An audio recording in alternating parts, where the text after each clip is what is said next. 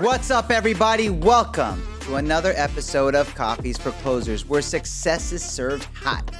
Today's guest hails from a leading national title company, known for its extensive business with some of the largest lenders in the mortgage industry. This tech-driven firm is at the forefront of developing innovative property technology. Join us as we dive into the world of national lending services and cutting-edge tech solutions with none other than Michael Cohan, founder and CEO of Unisource Title and Unisource Credit. Let's go. Thank you for having me on board. Nice to be here. Absolutely, Mike. Thanks for jumping in today, and it's going to be a good show. We got a lot to talk about. A lot of new things that recently have been rolled out by Unisource, and moreover, a recent acquisition of Unisource. You guys recently acquired MFI, so we're going to dive into that and how that can be very, very helpful for the mortgage community. So I like to start these shows off the same way with every one of my guests, is their morning routine. So, Mike, what is your morning routine every day? Sure. I usually get up around 5:30 or 6 in the morning. I start out usually with a little bit of a quick workout, if possible, and time permits, of course, to start out the day, and start out with answering some emails, getting into the boxes out there and seeing what's happening. Like to read upon the news a little bit and get into that and get a little involved. I'm usually at the office by 7:30, 7:45 in the morning, and we start our day, and our day takes us as long as it needs to be to get through what we need to. Grinding early, staying late, and always, always hustling. That's something I really admire about you. Now, let's dive into it. So, what year did you start in the actual mortgage industry? I started back in 1994. I had just recently graduated from my graduate program, and I had an opportunity to join my father. And at that time, we were in the credit reporting business, and I had no idea of what credit reports were, had no idea what mortgages were, and had an opportunity to start out at the ground floor. Took it upon myself to learn a little bit about the business and seeing if there was a desire to stay in here. And many, many years after that, I'm still stuck in the mortgage business. So, was your dad's title company? Was it your dad's company when you started, or? It wasn't my father's title company. He never got into the title side of the business. What we started out back in the days, even before I joined the company, was that he had started a credit reporting company back in 1986. Okay. And the desire to start a credit reporting company back in 1986 was based on pretty much lack of a technology to deliver what at that time, if people recalled RMCRs, where they were really typed up manually on a typewriter. And the whole purpose of starting out the credit reporting company was to take a Apple IIe computer and electronicize the RMCRs onto a computer, which no one had thought about before or had the technology to move it along. So the whole premise of delivering these RMCRs that would take 6 weeks, 5 weeks, 4 weeks to deliver to a bank, the whole ideology was to do it on a Apple IIe computer and deliver those back in 24 hours. And really where it started out is that the banks really were accustomed to these. Hey, I'm accustomed to 6 weeks and 5 weeks turn times at best. And so the concept of using technology to deliver the RMCRs back then, to have it delivered in 24 hours was unheard of. Yeah, revolutionary. Yeah, exactly. So my father got started with that in that business with his brother, and they were up till 2 o'clock in the morning every night, making sure that these RMCRs were getting produced and they were being delivered to the customer at 6 a.m., which really brought the success of the credit reporting company at that time to really deliver something that was not available in the market. And it eventually came out that in 1989, we started our own technology company. And this technology company produced the technology, the algorithm to produce our own logic to build our own credit reports at that point. And again, we pioneered that in the market back in 1989. And at one point, we had about 120 credit reporting companies, including some of the biggest ones like First American Credco, that were utilizing our technology to produce the credit reports. And it was very nice to see that we've been in the credit reporting industry prior to my time at the title side. We were the pioneers over and over again in building creative products that were wanted in the industry, automation that was not thought of.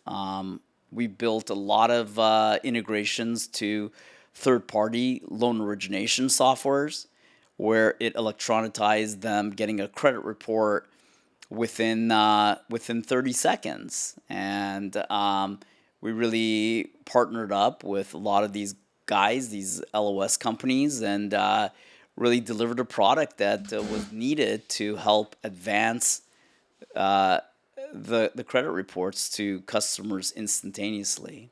Wow. So you guys were one of the pioneers of delivering instant credit reports through LOSs. That's fascinating. I had no idea. Yeah, we had a great platform. We built the platform. We managed the platform ourselves, and it gave us a lot of opportunities to really understand what the need was for the business, for our industry, and to pioneer a lot of it through our own developers. We had at one point about 36 developers on staff, and we built a ASP platform that allowed us to go and sort of be in the cloud, sort of speaking, and deliver credit reports off a centralized database to 120 credit agencies out there that didn't have the technology to support their business, and we really helped them all out to be successful in their own ways. So I'm gonna get this right. So you just kind of landed in the mortgage industry. You didn't pick the mortgage industry. You just kind of followed in your father's footsteps and just improved upon what he was doing. Very much. My father was, I think in his late 50s, early 60s at the time I joined the company. And at that point, he had grown the organization to a level that he could grow it, and obviously very successful to his level. So me joining the company at 24 years old, fresh blood, fresh mentality, came in here and understood what needs to be done to take the company to the next level. What is it that we needed technology-wise, service level-wise, ideology of growing that company? And so when I joined over there, it was a new perspective, a new generation that needed to become. I did not end up in this industry by will. It was more an opportunity that was given to me and strongly recommended to me, I should say. And I was told by my father that, hey, you give it a year. If you don't like the business, you're free to go do what you want. And I assumed at 24 years old, I don't have much to lose. I don't have a job. I just graduated from my MBA program, and I was like, sure, well, why not? Let's give it a try. And it really had a lot of success and a lot of motivation to push as you were getting more advanced and pushing ahead. It really motivated me to continue on with it. And in July of 2003, we had the opportunity to exit the credit reporting business through a public offering through Fiserv, which most people probably know in the industry. So And your credit reporting company went public? we did, and it was acquired at that time by Fiserv, which was at that time roughly an $8 billion market cap. And today they're valued at somewhere around $53, $54 billion approximately. So they did go through a series of acquisitions of credit companies and related companies. They their goal was at the time to build an end-to-end solution for their customers to have everything from the beginning product, which was credit, all the way down to appraisals, to title and whatnot, and have a full offering to their customers. And we were one of the acquisitions that was done through it. Nice. What was the company, the credit company called? At the time, the company was called Chase Credit. That was our business to business line, and our technology company was called Chase Credit Systems. Oh, awesome. So what year did you start Unisource? Was that your next venture after you guys sold Chase Credit? Yes, so we sold our organization in July of 2003. How much of an exit, if you don't mind my asking, if you don't want No, to? not at all. It was about $100 million back in 2003 numbers. So It's like 500 million now. yeah, it's a pretty substantial increase considering inflation in there. And we were one of the most successful by far companies that had a platform for technology and a platform for. So Dad retired right after that. He was just like, He I'm did. done. Rightfully so. He did retire. He didn't want to be in a business which required this many extensive hours of being involved in an operating business. Were you the CEO of that company too, or were you just a leadership? No, I was the executive vice president over sales and marketing. My father was the CEO and the president of the company, of both companies, the technology company, and as well as the business to business platform where we. So you got to keep some of the exit then. Yeah, I was lucky enough. I did become a partner before a few years before we exited it, and it did allow me a small piece of the organization, which really helped out. I was 31 years old, so a small piece at 31 years old, believe me, That's can plenty add of up money. to a lot of money. Yes, and it allowed me to take that and understand that hey, there's a business out there. I was 31 years old. Certainly had no intentions of retiring, and was looking for, okay, where is the next level? Where is a technology needed and automation that's lacking in an industry? And I always had my desire to be on the title side. It comparatively to credit reports seemed a lot sexier. Albeit I don't know what's very sexy about mortgage anymore, but it Well, we're bringing sexy back to mortgage. I'm working on that. apparently so. We had that opportunity to get into the title side. It was really lacking some serious technology, and in 2003, I with a partner had started off Unisource, and we started out in Pittsburgh, Pennsylvania, which is the hub of all the national title companies, and understood what the need was, and started incrementally building the technology to understand what clients need and deliver that to them. Beautiful Pittsburgh. Why would you pick beautiful Pittsburgh right after a big exit? Couple of factors that took us there.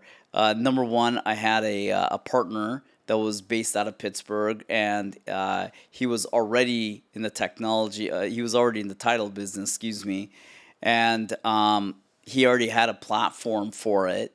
That is number one. Number two, cost of business in Pittsburgh was typically a lot lower than most other areas of the country, and three, a fairly good amount of employee base with experience in title and escrow. So seemed like a logical explanation of starting there, and can't and don't regret anything that we had started in there.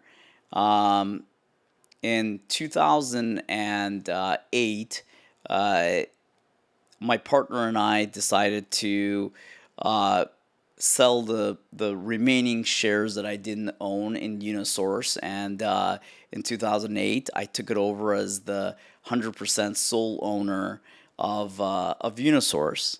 And having a partner has certainly a lot of advantages, but it also allowed, as a single ownership at this point, for us to understand what expansions we can have, what technologies can we continue to build and deliver.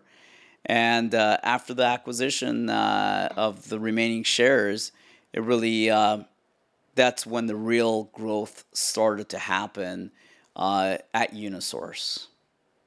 That's awesome. So Unisource, you bought a national title company with all the licenses and the ability to do title in every state. I started it out. Um, I was the founder, and yes, I built all the licenses, all the infrastructure ourselves with a partner. So we didn't buy anything. We mostly built it from scratch. So you got all the licensing in every state, state by state. It was, and it still continues to be a uphill battle. Yes, in 2003, it was a lot easier to get licensing. It was a lot less regulations at the time. So we certainly went into as many states as we could possibly grow into. In 2008, when I took over the company entirely, it opened the door for us to invest pretty significantly and go into the secondary states where it was a lot tougher to get licenses. It had a lot more regulations into getting those licenses, and it allowed us to invest the capital into getting those licenses one by one, and gradually over time build into a lot of the states. Today we're in approximately, with direct operations, in I would say 43 or 44 states that we operate out of, and those are mostly all the primary states where people do business in. That's awesome. I mean, to have a national footprint as a title company and escrow, that is one massive undertaking, especially on the regulatory side. It is. It continues to be, and I think certainly it will become and continue to become more difficult as new regulations come up, and there's a lot around. Hey, what is it that you can do to keep your licenses and grow into other states as well? Right now, we don't need predominantly any other states. We're pretty much almost into any major states that people do business in. But I do anticipate it's going to continue to become harder to get licenses and maintain your licenses as well. Now, my question is, since you had this big exit and you decided to like start a national company, hyper regulated company, what motivated you to start Unisource, knowing that you didn't really have to do it? Yeah, good question. There's a couple of factors in there. One of it is that you're correct. It is a hyper regulated industry, and we do like an industry that is regulated, because there are some industries out there that are anyone can come into and anyone can get out. This industry, the entry of it is quite complex, and it intrigued me for the reason that you have to be sophisticated to go into such a business, and the people that are in this business are have a sophisticated model as well. Otherwise, they wouldn't be in this business.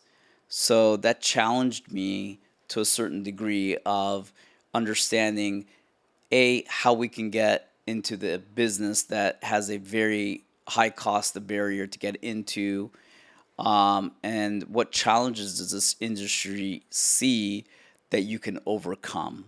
So there's two really aspects to it as well. You don't want to get into a business that anyone can come into with $500, and in my opinion, of course, and you want to get into a business that has a need for a specific product or development or advancement that you can provide to those customers. And then the barrier to entry into the title space is not like you'd need some pretty decent money.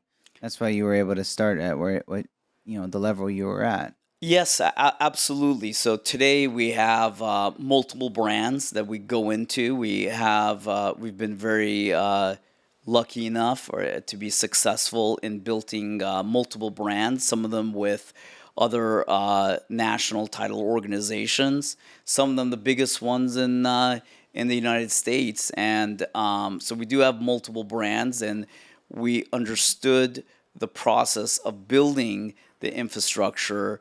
And once we had the advancement of doing that, we're able to take it along and replicate it into different brands as well.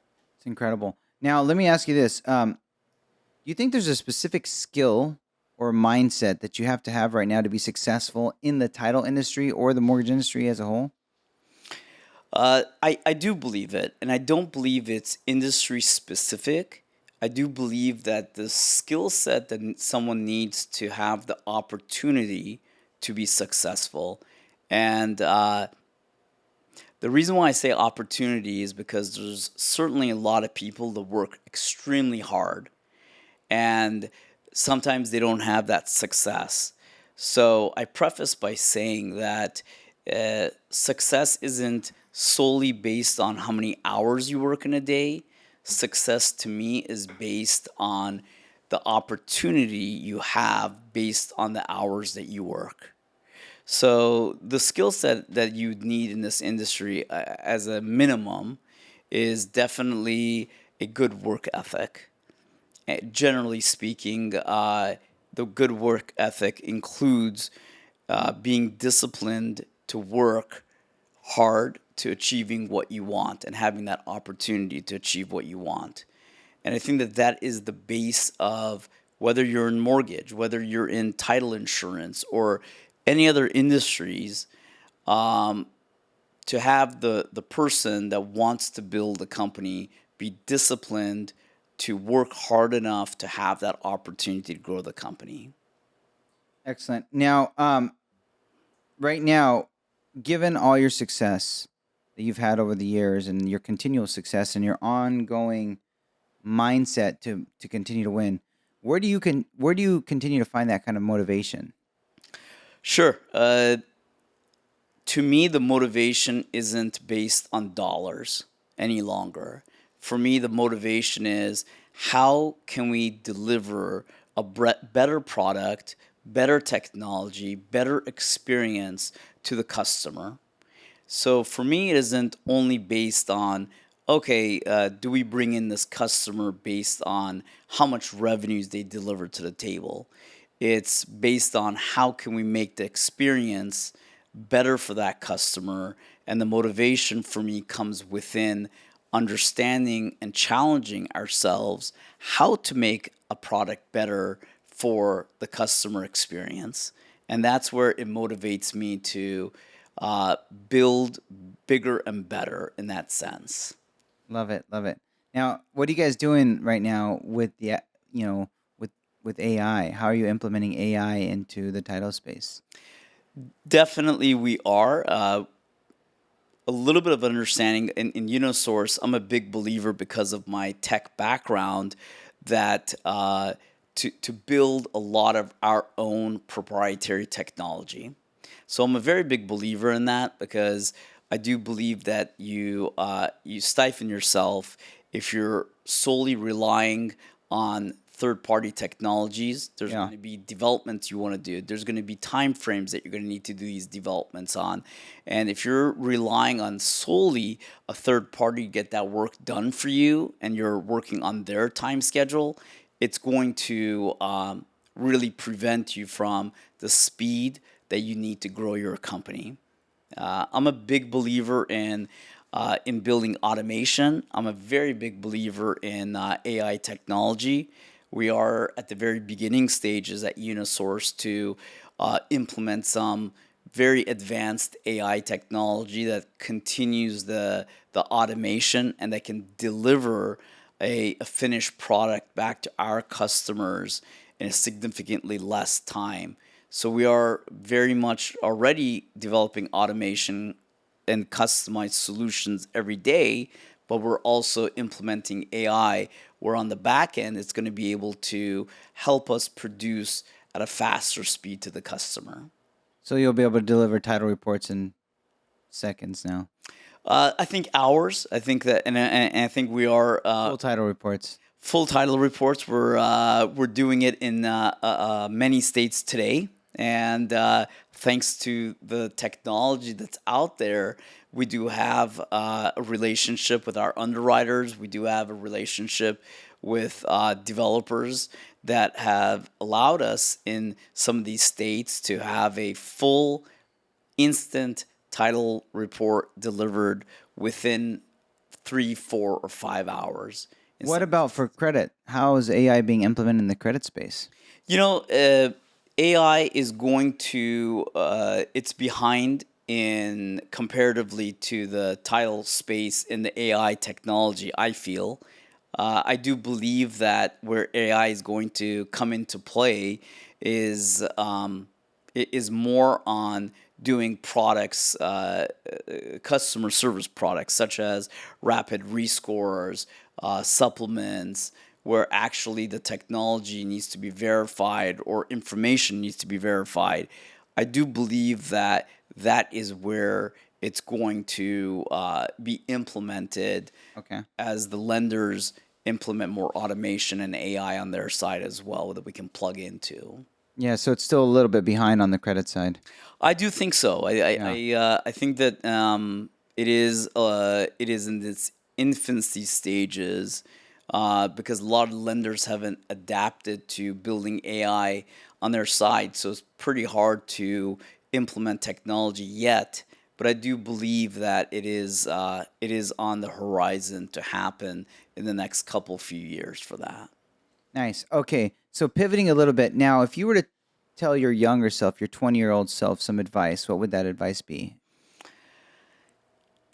I believe working smarter and not working harder is essential in understanding. I think a younger self of myself, but I believe a lot of people will relate to this, is that working 20 hours a day because you have the energy at 22, 23 years old may not be the answer. It's how much you can get done and how much you can advance, not in the 20 hours, but how much can you advance in a day without working 20 hours.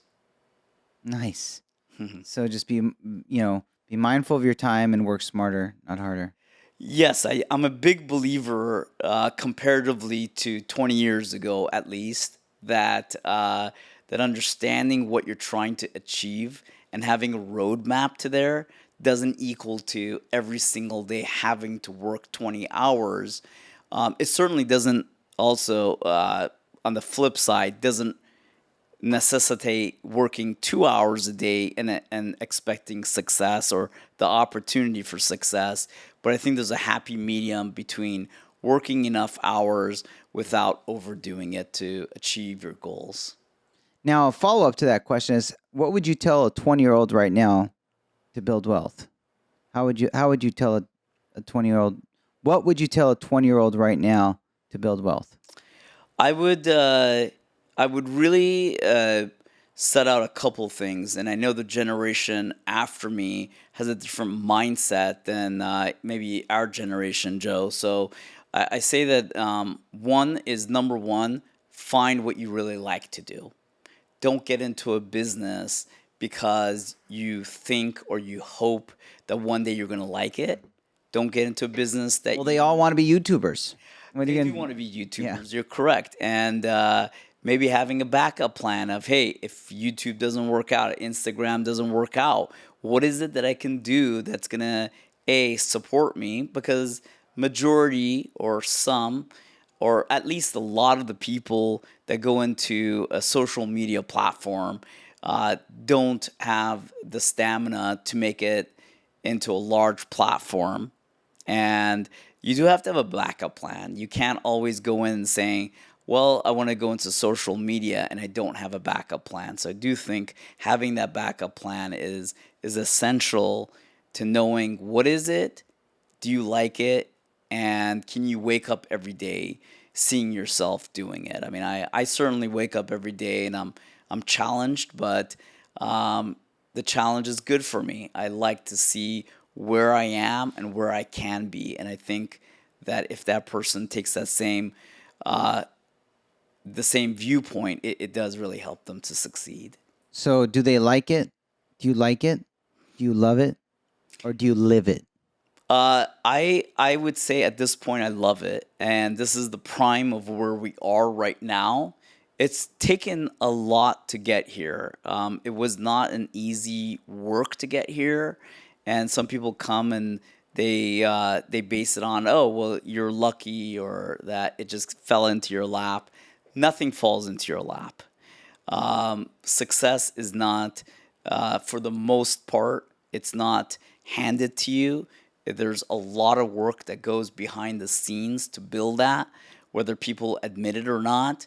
And the success that we've had enables me to love what I do so far.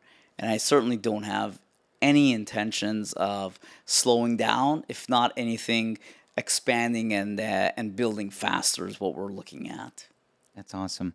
Continue to grow, continue to dominate. Now, what is your favorite quote? You know, I've always been brought up with this quote over here, and it may sound cliche, but I always tell everyone, um, you miss all the shots that you don't make. And I'm a big No, believer that you don't take? that you don't take. Excuse me. Say that again. You miss every shot that you don't take, and I'm a huge believer in that because a lot of times there has been opportunities that has been so out of reach or seemed so out of reach, and we took that, risk, we took that fear of being shot down, and it really paid off. And so I tell everyone out there, there's no opportunity and there's no shame in you trying for something. It may not happen. There's no guarantees in life, but I can guarantee you that you would regret not trying to take that opportunity at the minimum. You know, I love who said that. Michael Jordan said that quote, and it's I I think we have that quote in our office somewhere here. So and it's such a wise quote from him. Yeah, It, it is. and it really speaks to you know like the way he even played basketball. So, uh, Yes. um, so that's great. Very, very wise quote. And now, what's the best piece of advice someone gave you? Don't be deterred by failure. Uh, whether it's a failure of your business, whether it's a failure of something you tried to achieve, I'm a big believer that you learn based on your failures. I believe that you grow to be a better person and a more experienced human being as a result of your failures. And never fear failure in itself because it gives you the opportunity only to be a better person and grow personally and in business by experiencing failure. Love that. Love that. Now, we're coming close to kind of wrapping up here, and I like to always I like to always kind of end on a couple questions. Now, this is a big topic in this society right now. Do you think that college is important right now?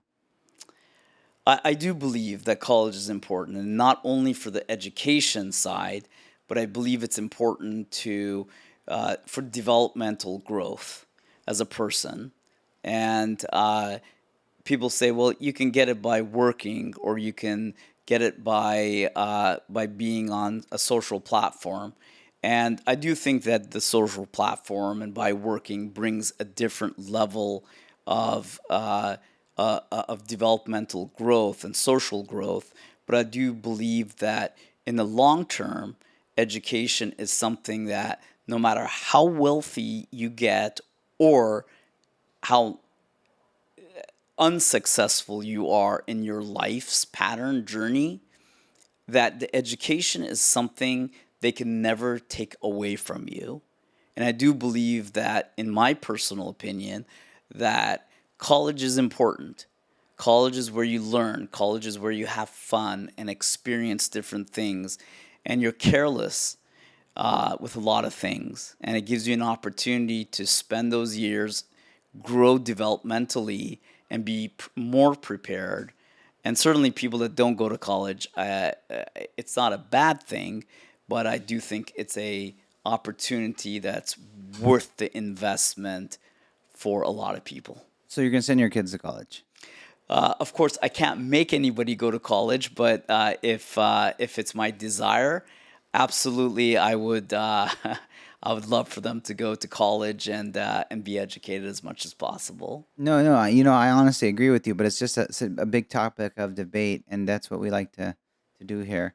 Now, kind of a follow up to that question is, how are you instilling that same grit that was passed down from you, from your father to you? Now, how are you going to pass that down to your kids? Sure. So a little bit of a difference in between what my father and our relationship was comparatively to what I would probably do with my kids in itself. Sort of when I graduated, it was, hey, you got to do this, and if you don't like it, then don't do it. Which was a different approach that I would take with my children. I would like to give my children the opportunity to be valuable to society. That's my number one rule. And to me, whatever you want to do it.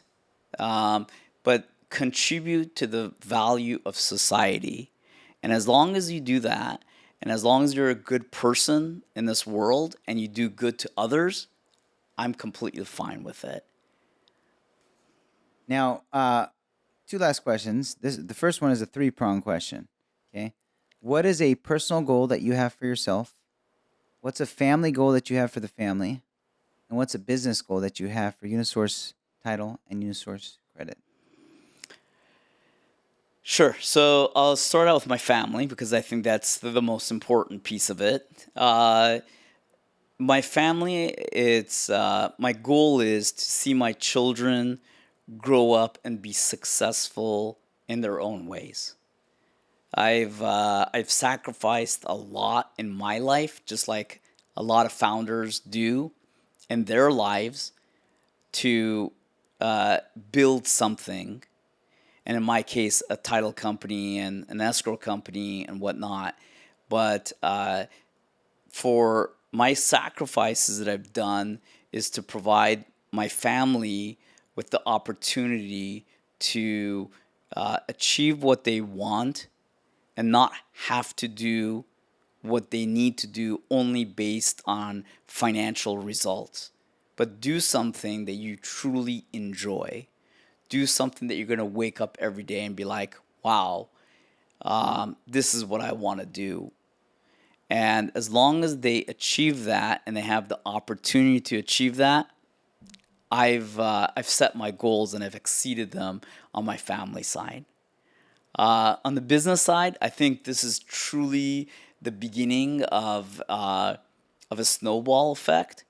I believe that as the industry has consolidated, certainly there are tons of national and regional companies, title companies that have either exited the business, that have been acquired, and a lot of these acquisitions are by national companies that are unrelated to title and escrow or don't have much of the experience.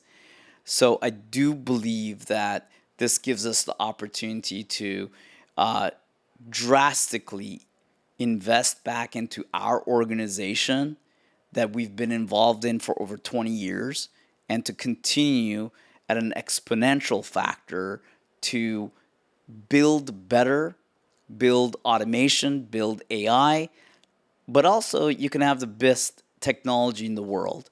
Joe, if you don't have the people behind it that are committed to bending over backwards for your customers, it doesn't matter the best technology in the world. It'll be useless. So I do see that we have an opportunity of significant continued growth and really taking over and becoming a significant player in this market before it's my time to retire, which hopefully won't be too much soon for either one of us. You know what? You're the type of guy I don't think you'll ever truly retire. You grind so hard, you might like not grind as bad and as much because you're one of the hardest working people I've ever met. But take your foot off the gas a little bit and relax. That's the goal, and as the new generation in my company come in here and challenge me, Yeah, I welcome that. Actually, I love do it. welcome it, and I think it's a very healthy transition over the period of time that you want to see your company growth and you want to see the people within your organization take over more and do more than what you've been able to do, and that's Exactly. definitely the goal of it, to train my management team to become better at what they do every day when they wake up and to help the continued growth of the company. And eventually, one day, I would like to see the company grow even without me when I'm not here. And a personal goal for yourself. Personal goal is to understand that I would like to really see that I enjoy life to the fullest. I would like to see that, like you said, I eventually take my foot off the gas pedal a little bit. I don't know emotionally if I can, continue to take my foot off the gas pedal a lot. I think inherently it's in my DNA, as it is with a lot of founders out there, that you feel fear failure, and that really helps you understand and deliver that. We come from a background that we weren't extremely wealthy when we were growing up, and I've already seen that side of it. And I've already had the desire to grow and that fear that, hey, if you don't continue growth, you're going backwards. I do want to take that and I want to enjoy life as my kids start to grow up and definitely continue to spend family time with them as much as possible. Nice. Now, one last question, because this is a question we all face. When you're in front of the pearly gates, what's God going to tell you? Were you a good person? Did you achieve what you want to? And I'm not talking about financially. I think financially, if you like what you're doing and you enjoy it and you work hard and you have the opportunities that come along, I think that's great. But no one leaves this planet saying, "I wish I could work another day." It's it's based on the experiences that you have with your friends, with your families, and did you spend quality time? Are they going to remember you 20 years from now and the quality times that you spent with them? No one's going to remember your money. They're going to spend it all. Um, but the quality of the person and the memories you build with them is what's going to be your legacy that you leave behind. Let's go. That's awesome. Thank you so much, Mike Cohan, founder, CEO, Unisource title, incredible guest. Check him out. Make sure you do business with this guy. This guy is the man. God bless, guys. Thanks, Mike Cohan, for Very much for joining us having today. All right. Thank you.